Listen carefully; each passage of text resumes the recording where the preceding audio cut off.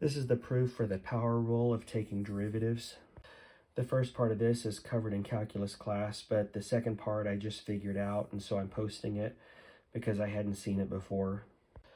I am definitely not going to cover any intro stuff here because then this would be a very long, tedious video. So I'm just going to jump right in with where calculus leaves off and explaining this. I'll start with a simple parabola, x squared equals y. You got your x, you got your x plus h. Then for your y-axis, this will actually equal x squared and x plus h squared. So it's just rise over run. So it's this minus this divided by this minus this. So it'll look like this. Your rise over your run equals change in y over change in x.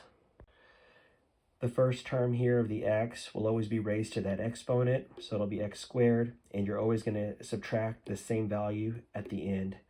So if you have an x squared here, you're always going to have an x squared here. If this is an x to the fourth, then this will be x to the fourth here, so the first term will always cancel. That leaves you with the second term, and the second term will always have an h to the first power, and it'll always be divided by an h to the first power. So the h's will always cancel, and all the other terms will have h's to higher powers, and so they'll always remain h to a certain power that's 1 or greater. So we're left with this right here. We're going to get 2x plus h right there.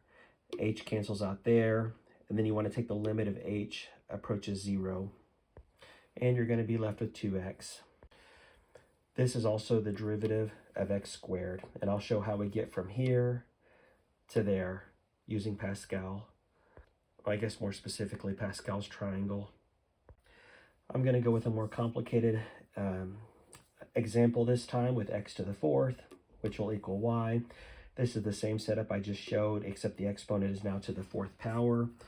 Go ahead and go through all of the same procedure that we just did for x to the second.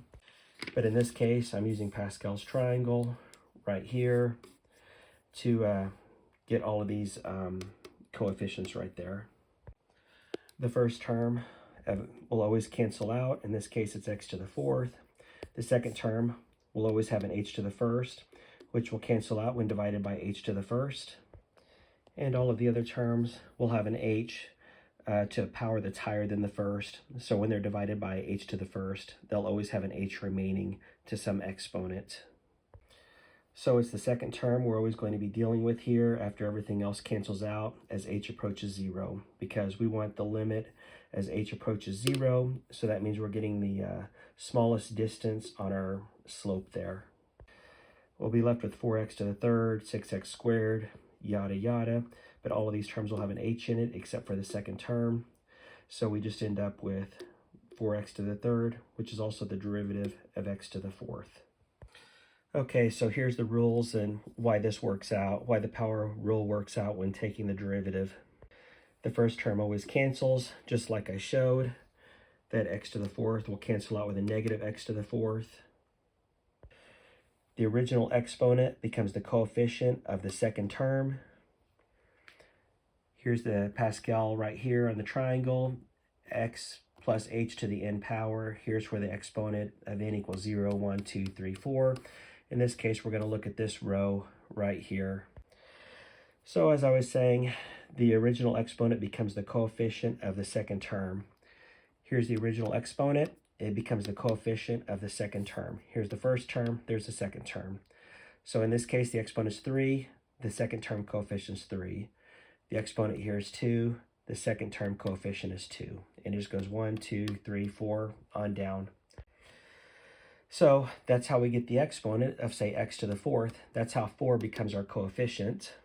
Next up, the exponent on the second term is always 1 less.